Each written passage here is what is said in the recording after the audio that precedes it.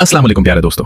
आज हम एक ऐसे मुल्क की सैर करने जा रहे हैं जहां बहन और भाई को एक दूसरे के साथ फहश काम करने पर हुकूमत की तरफ से मुआवजा दिया जाता है। ये ऐसा मुल्क है जहां पूरे यूरोप से ज्यादा फहाशी के अड्डे मौजूद हैं। यहाँ लड़के और लड़कियां रात गए तक सड़कों पर शराब पीकर नंगे होकर इंतहाई घटिया हरकतें करते हैं। इस मुल्क का लग्जरी लाइफस्टाइल देखकर आप भी कानों को हाथ लगाएंगे। और यहाँ दुनिया की सबसे महंगी गाड़ियां मजदूर चलाते हैं। जी हाँ दोस्तों, तो आज हम आपको मोनाको की सैर करवाएंगे। इस मुल्क का सरकारी नाम प्रिंसिपल्सी ऑफ मोनाको है। ये मुल्क वेटिकन सिटी के बाद दुनिया का सबसे छोटा मुल्क है, लेकिन इस मुल्क के 31% लोग करोड़पति हैं। ये मुल्क सिर्फ 2.08 मुरब्बा किलोमीटर में फैला हुआ है, जिसे आप पैदल सिर्फ 2 घंटों में घूम सकते हैं। इस मुल्क की कुल आबादी 38,000 लोगों पर मुश्तमिल है। छोटा होने के साथ साथ ये दुनिया का सबसे महंगा मुल्क भी है। इस मुल्क में रहना काफी मुश्किल है। लोग ट्रेन का सफर करके दूसरे मुल्कों में जाकर रहते हैं। इस मुल्क की सरहद फ्रांस और इटली से मिलती है और इसके एक तरफ बहरा रूम वाक़ है। पूरी दुनिया से लोग अय्याशी करने इस मुल्क में आते हैं। इस मुल्क में लग्जरी कारें और यार्ड्स आपको हर जगह नजर आएंगी। इस छोटे से मुल्क की जीडीपी $10 बिलियन है। यहाँ के लोगों की औसत आमदनी $2,40,000 सालाना है, जो पाकिस्तानी 6 करोड़ 70 लाख रुपए के बराबर है। मतलब यहाँ हर कोई करोड़पति है। दोस्तों, सोचने की बात यह है कि यह छोटा सा मुल्क कैसे इतना अमीर है। इस मुल्क की आमदनी का सबसे बड़ा जरिया गेमिंग और जवा है। दुनिया भर के करप्ट सियासतदान और मनी लॉन्ड्रिंग करने वाले इस मुल्क में अपना पैसा लाते हैं और जवा खेलते हैं। इसके बाद उनको इसकी रसीद दे दी जाती है कि यह पैसा उन्होंने जुए में जीता है, जिसके बाद यह तमाम ब्लैक मनी व्हाइट हो जाती है। दूसरी बड़ी वजह इस मुल्क का टैक्स फ्री होना है। इसी वजह से दुनिया के बिलियनियर इस मुल्क में अपना पैसा लेकर आते हैं।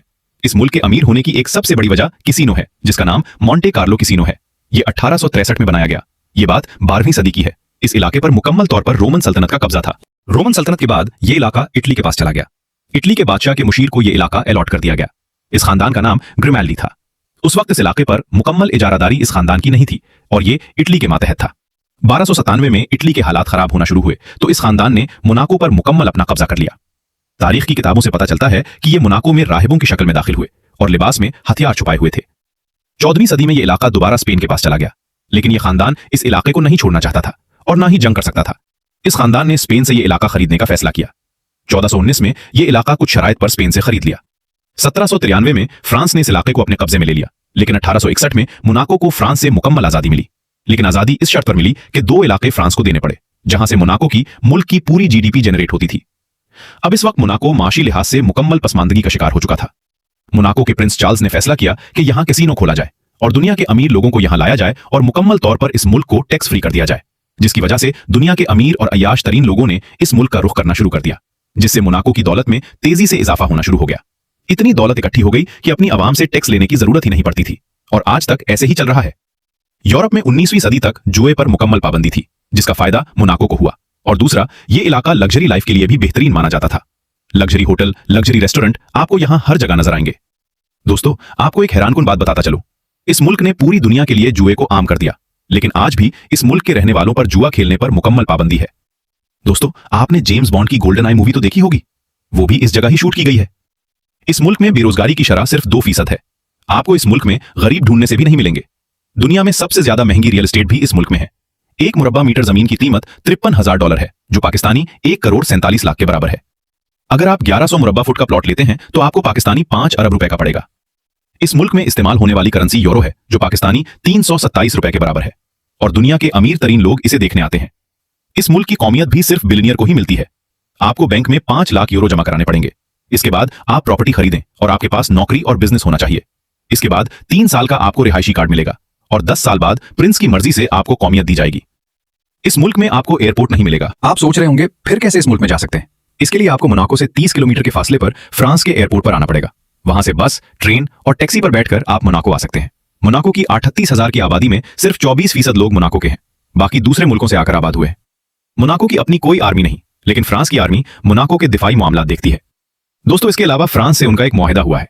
अगर यह खानदान खत्म हो जाए तो यह मुल्क फ्रांस का हिस्सा बन जाएगा। मोनाको को अमीर और खुशहाल मुल्क के तौर पर जाना जाता है।